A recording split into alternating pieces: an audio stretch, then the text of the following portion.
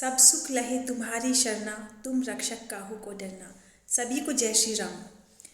देखिए, मेरे पास कई लोग आते हैं और कहते हैं कि हम हनुमान चालीसा की बहुत सालों से पाठ कर रहे हैं। सुंदरकांड के हमने बहुत सारे पाठ कर लिए। राम नाम का लेखन हमने करोड़ों में कर लिया, लेकिन हमें कोई भी फ़ायदा नहीं हुआ। देखिए, हम 3 तरह से कार्य करते हैं पूरे दिन में: वाचिक, मानसिक और कायिक। वाचिक मतलब जो हम बोल कर कहते हैं किसी को, कुछ भी हम कहते हैं पूरे दिन में। मानसिक का मतलब होता है जो हम सोचते हैं किसी के भी बारे में, किसी भी कार्य के बारे में, किसी पर्सन के बारे में। कायिक का मतलब होता है जो हम काया से, शरीर से कार्य करते हैं। ये सृष्टि हमें वो ही देती है जो हम चाहते हैं, जो हम सृष्टि को देते हैं, यानी हमारे कर्म तुरंत लौट के आते हैं। अगर हम वाचिक शब्दों से किसी के बारे में कुछ भी बोलते हैं, किसी को भला बुरा बोलते हैं, किसी को गाली देते हैं, तो वो गाली हमारे पास रिपीट होकर आएगी। हो सकता है उस व्यक्ति के द्वारा नहीं आए, लेकिन किसी न किसी के थ्रू हमारे पास वो गाली जरूर आएगी। अगर हम काया से, शरीर से किसी का अनर्थ करते हैं, किसी का बुरा करते हैं, किसी को पीड़ा पहुंचाते हैं, तो हमारे साथ भी वो पीड़ा, वो बुरा जरूर होगा। एक होता है मानसिक। अगर हम बैठे बैठे किसी के बारे में गलत सोचते हैं, किसी के बारे में नेगेटिव सोचते हैं, तो वो चीज़ें हमारे साथ जरूर रिपीट होगी। क्योंकि ये सृष्टि है, ये कैप्चर करती है चीज़ों को, चाहे हम बोल कर करें या काया से करें या सोच कर करें।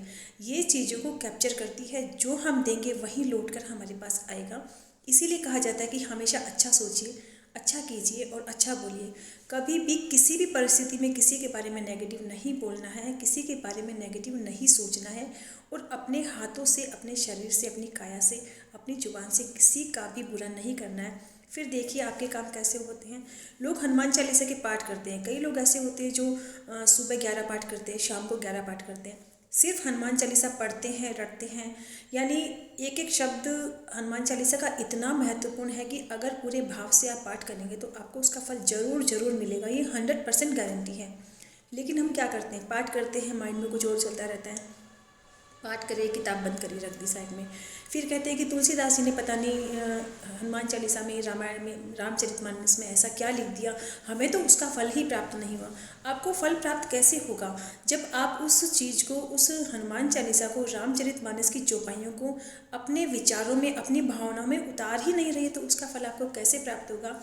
इसलिए कहा जाता है कि अगर आप कुछ भी कार्य कर रहे हैं, कुछ भी छोटा सा मंत्र जाप कर रहे हैं, पाठ कर रहे हैं, तो उन चीज़ों में पूरा डूब के कार्य करो और निरंतर करो।